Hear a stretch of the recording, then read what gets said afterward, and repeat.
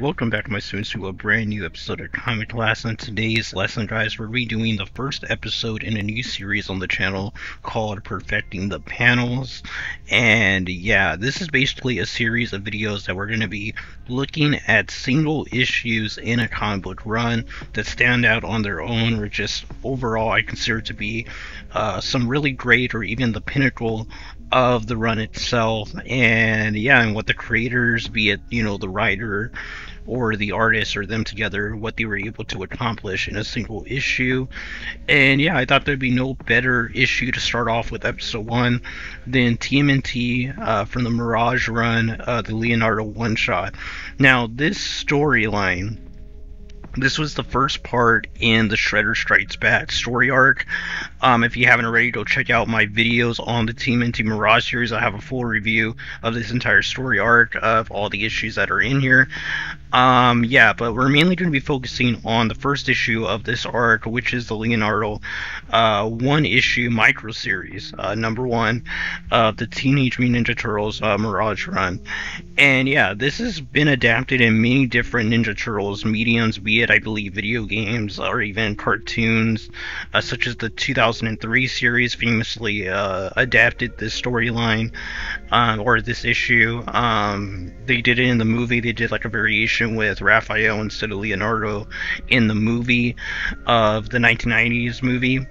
So it's a very famous storyline. Most people know it that love the TMNT, be it if they watch the cartoons, adaptations, or if they read the original Mirage comic, like I have, and I checked this out I think 2 years ago or a year ago, and it was fantastic when I first read it. I've gone back and I've reread it, and it's just as fantastic. And yeah, jumping into it, this issue mainly deals with Leonardo basically on like an exercise run, and he basically gets confronted by a ton of foot soldiers, and the entire issue is jumping back and forth between Leonardo having a fight with this entire army of foot soldiers, and the Turtles and Splinter and April basically celebrating Christmas, or I believe it's like Christmas Eve or something, and they're getting ready and getting the tree up and decorating it and cooking, the Christmas dinner and stuff like that. I believe it's Christmas Eve when this takes place, this story.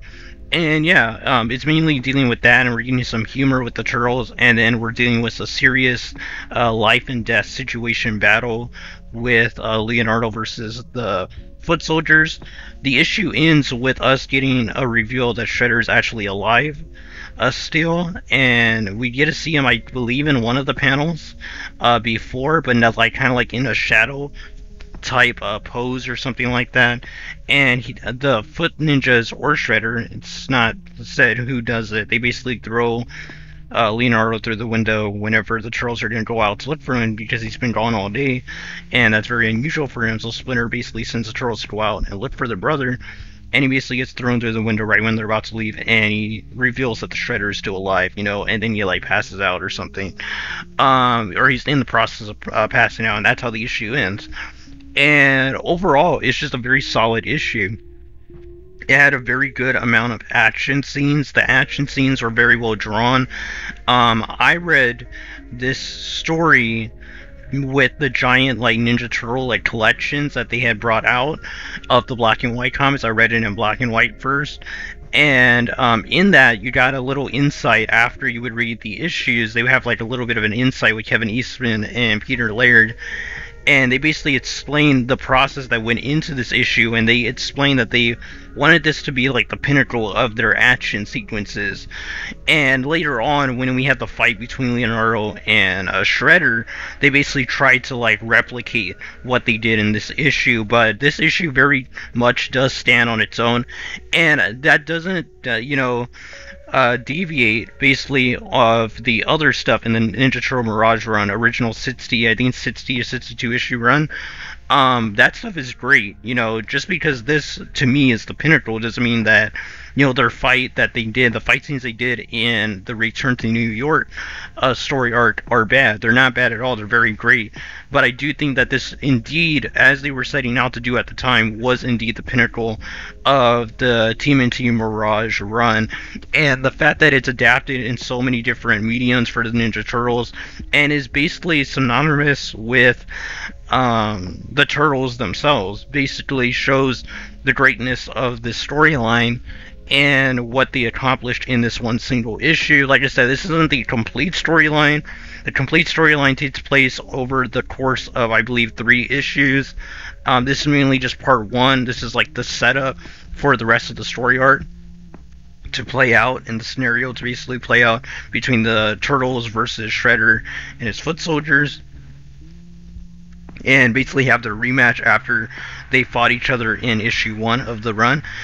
And yeah, overall, I do recommend you go check it out. Like I said, this isn't going to be like super long videos when I do this Perfecting the Panels series, but I want to put some light on some of the greatest issues of comic book runs I've read so far, or comic book runs I'm reading right now, and the ones I'll read in the future, because I do think that complete stories are interesting to do, and they're the main thing on this channel, but I do like to highlight when something is very well written and very well done, even if it's in a small compact, place. And I believe that the Leonardo one-issue micro-series of the Teenage Mutant Ninja Turtle Mirage Run is the perfect example of how to do a perfect single issue that is part of a storyline. Like I said, there's 2 more parts after this, but the book itself, the issue itself, is so well compact that you can read it by itself and still have a very good time and get a solid story out of it. And that's a technique we really don't see nowadays in comic books, and even back then it was a huge feat. So I want to give credit to Kevin Eastman and Peter Laird for making such a great issue, and it's definitely an issue that I would love to put into my comic collection one day.